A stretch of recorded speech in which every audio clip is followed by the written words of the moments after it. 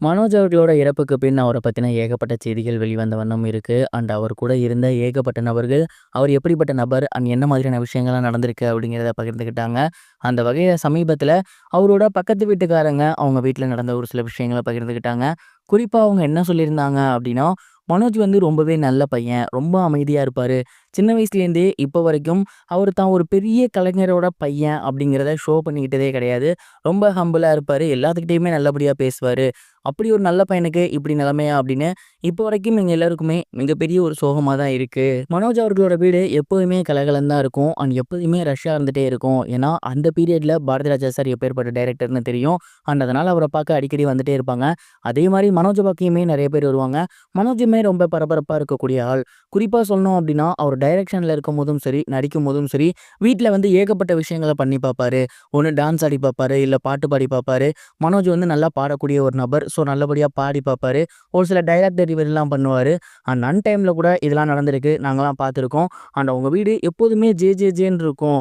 And குறிப்பா சொல்லணும் அப்படின்னா, மனோஜ் வந்து எல்லாரையுமே சிரிக்க வைப்பாரு. சிரிப்பு சத்தம் அவங்க வீட்ல இருந்துட்டே இருக்கும். ஆனா இப்ப அந்த வீடு ரொம்பவே அமைதியா இருக்கு. அத பார்க்கும்போது நெய்பர்ஸா எங்களுக்கு ரொம்பவே கஷ்டமா இருக்கு.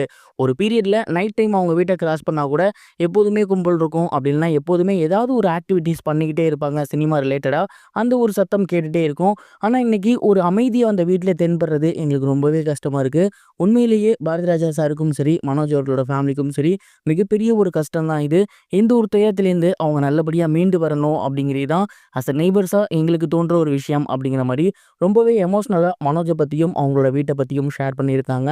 இந்த ஒரு விஷயம் இப்ப சோசியல் மீடியால ரொம்பவே வைரலா போய்க்கிட்டு இருக்கு. இத பார்த்துட்டு நெறைய பேரு நெறைய கருத்துக்கள பதிவு பண்ணி வந்துட்டு இருக்காங்க. உங்களுக்கு இத பத்தி என்ன தோணுது அப்படிங்கிறத மறக்காம கமெண்ட் பாக்ஸ்ல ஷேர் பண்ணுங்க.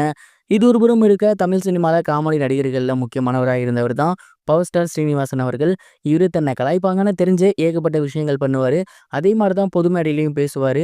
அந்த வகையில சமீபத்தில அவரு ஒரு பொது மேடையில என்ன பேசியிருந்தாரு அப்படின்னா, "விஜய் எனக்கு ரொம்பவே பிடிக்கும். நான் அமைதியா அவர பார்த்துருக்கேன். ஆனா இப்ப ரொம்பவே பயங்கரமா இருக்காரு. கட்டபொம்மன் மாரி வசனம்லாம் பேசுறாரு. அவருக்கு உலகம் முழுக்க ரசிகர் இருக்காங்க அப்படிங்கிறதுனால அவரு அரசியல்ல நிக்க போறாரு. அப்படி பார்த்தா எனக்கும் உலகம் முழுக்க ரசிகர்கள் இருக்காங்க.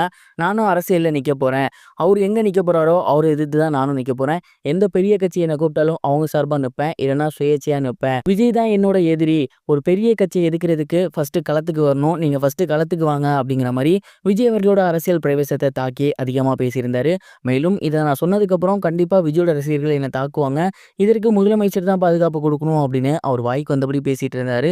அண்ட் பவர் ஸ்டார் ஸ்ரீனிவாசன் அவர்கள் பேசியிருந்த இந்த ஒரு விஷயம் இப்போ சோசியல் மீடியால ரொம்பவே வைரலா போகுது. இந்த ஒரு விஷயத்த பத்தியும் நீங்க என்ன நினைக்கிறீங்க அப்படிங்கிறத மறக்காம கமெண்ட் பாக்ஸ்ல ஷேர் பண்ணுங்க. இதுவரைக்கும் கனெக்டிங் டிவிக்கு சப்ஸ்கிரைப் பண்ணனா மறக்காமல் சப்ஸ்கிரைப் பண்ணிக்கங்க. உடனடி அப்டேட்ஸ் பெறுவதற்கு நோட்டிஃபிகேஷன் பெல்லையும் கிளிக் பண்ணிக்கங்க.